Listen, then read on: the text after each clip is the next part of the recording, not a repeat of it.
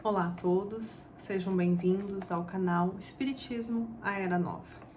Hoje, dando sequência no nosso 14º vídeo do item Oposição da Ciência, do capítulo 2 do livro O que é o Espiritismo, que é o diálogo entre o cético e Kardec, nós vamos tratar das duas últimas questões deste item. Antes de a gente começar o nosso estudo propriamente dito, trouxe para vocês uma mensagem do livro Vigiai e Orai, de Carlos Barcelli, por irmão José. A primeira mensagem, ela chama Caminha e chegarás. Não des guarida aos maus pensamentos. Reage contra todo e qualquer estado de abatimento que persista em ti. A ideia acalentada tende a se expressar em ação. A influência espiritual negativa nasce das horas ociosas. Não te permitas descansar além do devido. Ocupa as tuas mãos com o bem e a tentação se afastará.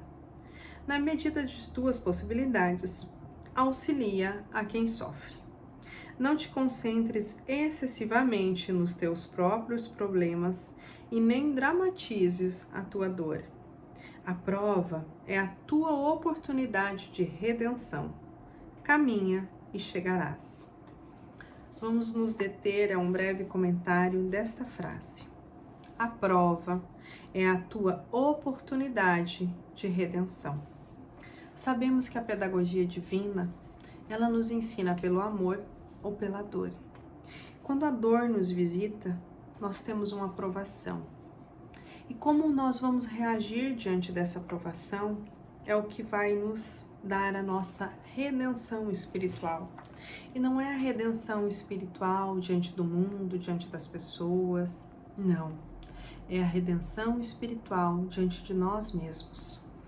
É a construção do nosso coração, da verdadeira fé em Deus, de saber que se Deus é infinita misericórdia, infinita bondade, e que se permitiu que essa dor, que essa provação chegasse até nós, é porque nós já estávamos preparados para recebê-la, é porque nós assim pedimos em algum momento, ou assim construímos no caminho de nossa evolução, esta provação, essa situação de dor. Porém, não culpemos a nada e nem a ninguém, mas acolhamos esta dor, aceitemos que ela existe, nos consolemos com todos os recursos que estiverem ao nosso alcance. E se nós necessitarmos, vamos além, buscar outros recursos, outros auxílios, porque Deus sempre vai nos socorrer, para que a gente possa ter essa redenção, ir além, nos conhecer com isso e exercer e construir ainda mais a nossa fé. Caminhemos. Como eu gosto dessa frase retirada da filosofia, sem pressa, mas sem pausa. Vamos caminhar sempre no caminho reto do amor e do bem, que um dia nós chegaremos lá. Pode ser que a gente demore um pouquinho, mas vamos lembrar de uma coisa: nós somos espíritos imortais, fadados à perfeição. E para isso, Deus nos deu a eternidade. Portanto, confiemos e continuemos a caminhar. Diante dessa mensagem, eu fecho os meus olhos, rogo proteção ao alto, peço inspiração a Jesus, assim como peço que o meu anjo de guarda esteja comigo e esteja contigo. Esteja você nos escutando, esteja você nos ouvindo, nos assistindo, melhor dizendo. Que este estudo de hoje possa ser produtivo, não somente à nossa mente, mas também ao nosso coração, à nossa alma, e que nós possamos receber o lenitivo do alto, através do estudo da doutrina espírita, que também é o estudo de nós mesmos, como espíritos imortais. Fique conosco, Mestre, neste momento e em todos da nossa vida, e principalmente o Senhor Jesus. Nos dê a mão em cada provação que estamos passando, e que assim seja. Muito bem, equilibrados diante da nossa mensagem, já conectados, vamos cumprir o nosso propósito de hoje, que é a leitura e uma breve análise das últimas duas questões do item Oposição da Ciência. O visitante pede a Kardec na terceira questão: muito bem, eis um sábio que raciocina com sabedoria e prudência, e sem ser sábio, penso como ele. Mas anotai que não afirma nada, ele duvida.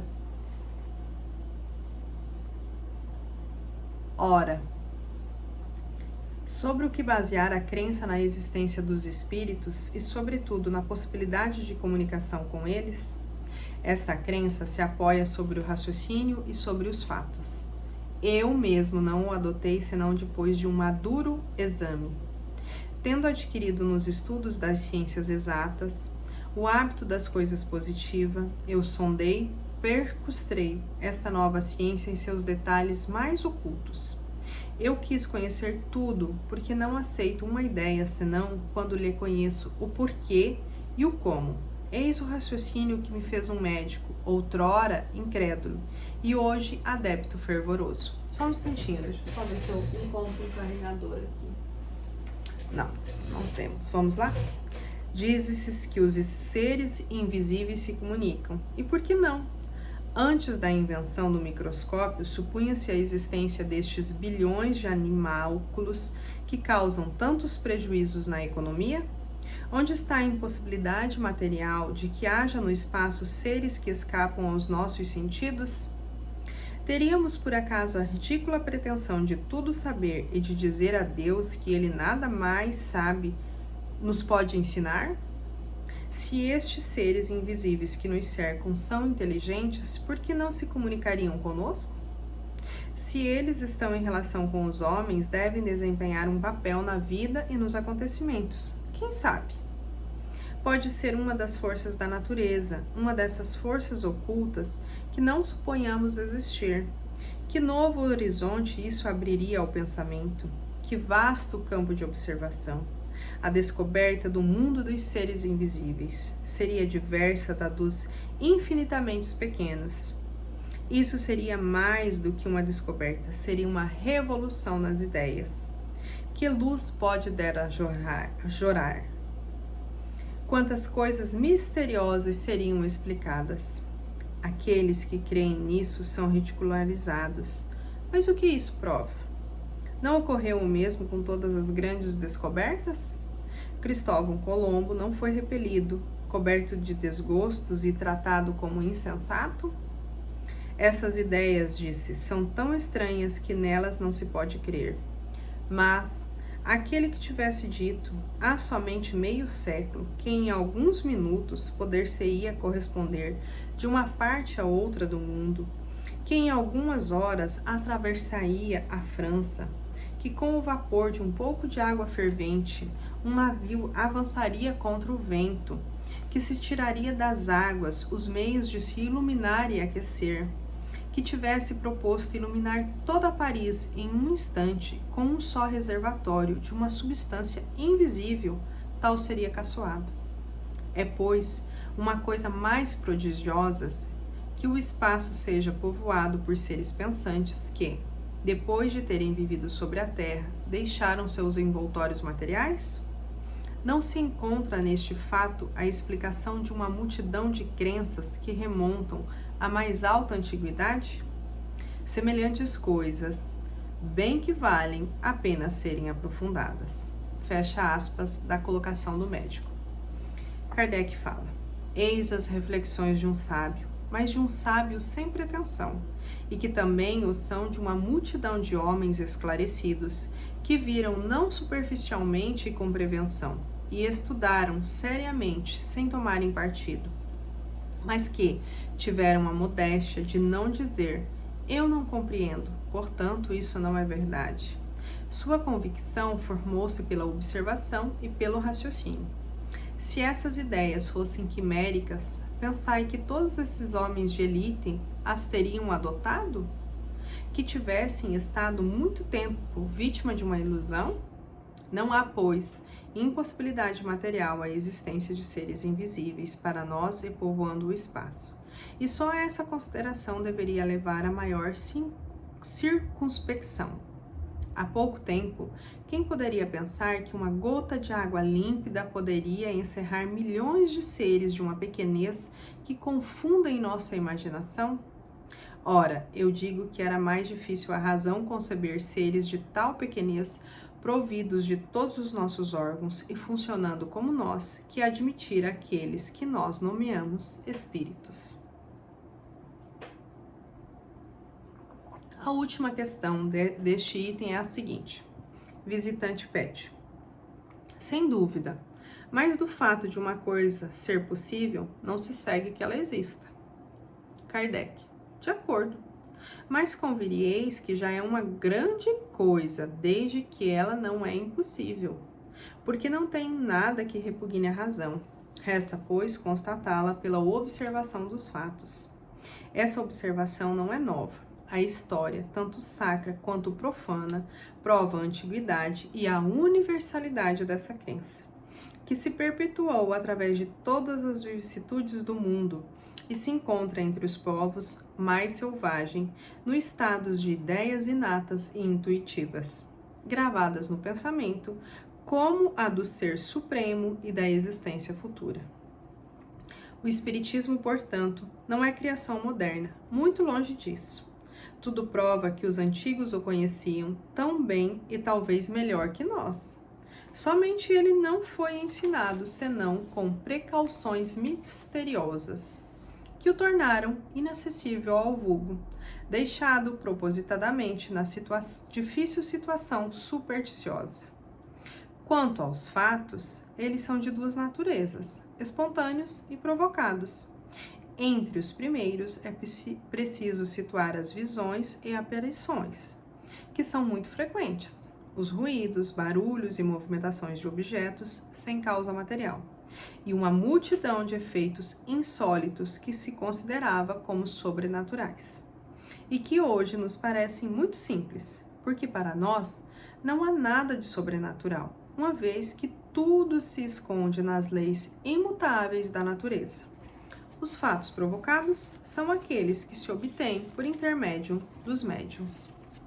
A gente finalizou a leitura dessas questões e a gente vai fazer uma breve análise destas últimas colocações. Primeiro, vamos repetir que Kardec mesmo reafirma, que ele próprio só adotou depois de um maduro exame. Então, se Kardec, que codificou a doutrina, que colocou ela no papel daquilo que já existia, a gente já viu na biografia dele, já estudou, porque a biografia é muito importante ser estudada, ele precisou de um maduro exame. Vamos lembrar que ele pegou muitos cadernos, que ele fez tudo isso. Então, que é normal, é natural, ele aceita, ele fala que a crença se apoia em raciocínios e fatos. Ele aceita as colocações do cético, assim como a gente também precisa estudar para entender, para aceitar, para assimilar tudo o que é dito, né? Ele fala assim, que ele estudou porque ele não aceita uma ideia senão quando conhece o porquê e o como. Então, Kardec é muito sensato, é o bom senso encarnado mesmo. Ele usa de muita sensatez nessa colocação. Ele mesmo só aceita se ele entender porquê e como. Então, a curiosidade, ela está muito aliada também a esse entendimento. Quando nós temos a curiosidade, nós vamos atrás do fato. Porque se a gente não tem curiosidade, a gente aceita tudo como está e a gente não argumenta, a gente vai correr o risco de ficar com a mente mais fechada. Mas se eu me abro, se eu sou curiosa, se eu quero novos conceitos, novas ideias, então eu vou tendo uma abertura mental maior, como a gente tratou no episódio anterior, para que eu possa ter conhecimentos ampliados. Isso é muito importante.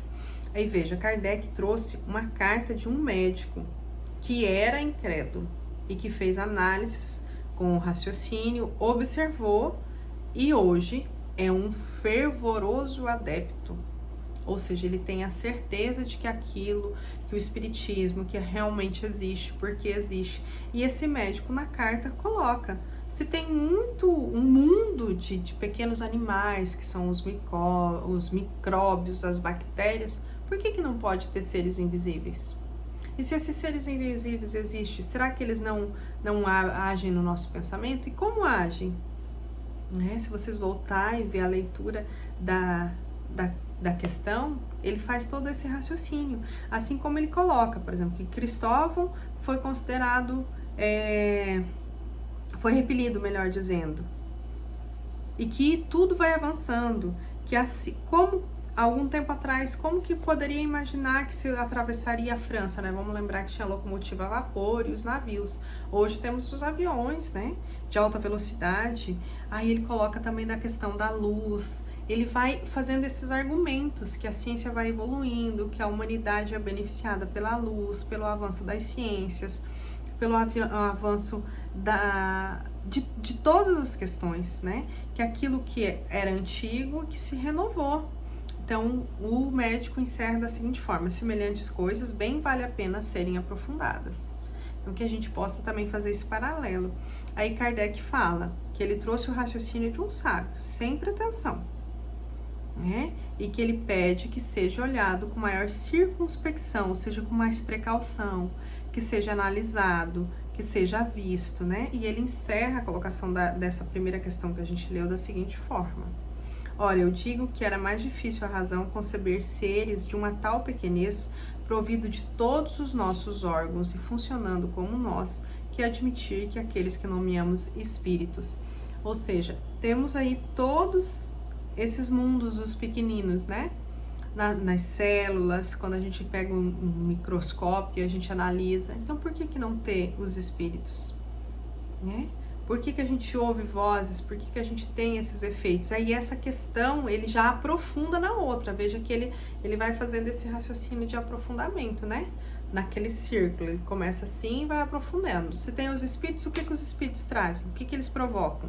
Aí ele coloca na segunda questão que a gente leu. Se não é possível, ele não duvida. O cético fala assim: eu não duvido. Veja, então ele já está bem aberto. Aí Kardec fala: que bom que você não duvida, né?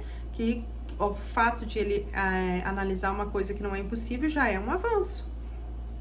Que essa crença existia, que estava gravado nas ideias inatas e intuitivas dos povos, gravados no pensamento, principalmente a existência de um ser supremo e da existência futura, que isso já tinha no coração das pessoas, mas que as pessoas não tinham ainda codificado e aberto para a população, que para a população, que era só os iniciados das doutrinas que tinham acesso a esse conhecimento. Para a população, para o vulgo que ele fala aqui, ficou só o mistério e a superstição, que é o que a gente já tratou há 2 vídeos atrás, né? Do misterioso e do sobrenatural, que não existe, que o espiritismo prova na ciência, né? Por isso que Kardec codificou. E isso foi maravilhoso, porque deu a mediunidade, aos médiuns, aos espíritos, o direito de existir, de viver, de se expor, e que todo mundo tem acesso hoje em dia desse conhecimento. Não necessariamente precisa ser espírita, mas tem acesso. Aí ele coloca aqui que os fatos que os espíritos provocam são de 2 naturezas: espontâneas, que são as visões e as aparições, que a gente ouve falar, né? Todo mundo aí já ouviu falar, que já é natural, que os próprios espíritos provocam, e os fatos provocados pelos médiuns, por intermédio de médiuns. Aí são fatos provocados em reuniões mediúnicas com uma finalidade útil, lembrando que aqui nós estamos tratando de uma mediunidade útil, séria, direcionada pelas linhas das razões do espiritismo, do estudo e da moral e da ética espírita. Cada médium se esforçando dentro do seu grau evolutivo para que isso possa sempre ficar na linha do bem. A gente sempre tem essa linha de condução do espiritismo sério. Então, ele coloca: existe um mundo dos pequenos, porque não existe dos espíritos. Se existe dos espíritos, o que provoca? Provoca fenômenos, sejam naturais ou sejam provocados. Então veja que são raciocínios lógicos e encadeado entre eles, entre os raciocínios e provados pelos fatos. Pois muito bem, nós encerramos este item, oposição da ciência, com essas colocações, e o próximo será falsas explicações dos fenômenos. Aí a gente também vai dividir de uma forma conforme a gente está fazendo aqui. E vamos andando devagar, sem pressa, né? aproveitando o nosso conhecimento e lembrando que não basta saber o que é certo e não basta saber uma coisa. É bom a gente fazer o que é certo, né? Então não basta a gente só pegar esse conhecimento, a gente precisa fazer o que é certo com esse conhecimento, utilizar esse conhecimento de modo prático no nosso dia a dia, no nosso coração, tá bom? Sempre fica esse convite. Eu vou convidar vocês a me acompanharem na prece e no encerramento deste estudo. Mestre amado Jesus, espiritualidade que nos conduz, gratidão pela sua luz, pela sua assistência, pelo conhecimento, gratidão por estarmos aqui, por termos chegado até aqui, gratidão por este estudo fazer sentido, se encadear e nós irmos aos poucos aprendendo sobre o Espiritismo, vendo a naturalidade das leis da natureza, vendo que tudo faz sentido e que tudo se encadeia. Fique conosco, Mestre Jesus, derrame sobre nós a sua luz, hoje, agora e sempre, e que assim seja. Obrigado por ter ficado conosco até aqui, continue conosco, se inscreva no canal, divulgue este conteúdo e fique conosco sempre. Paz e luz a todos.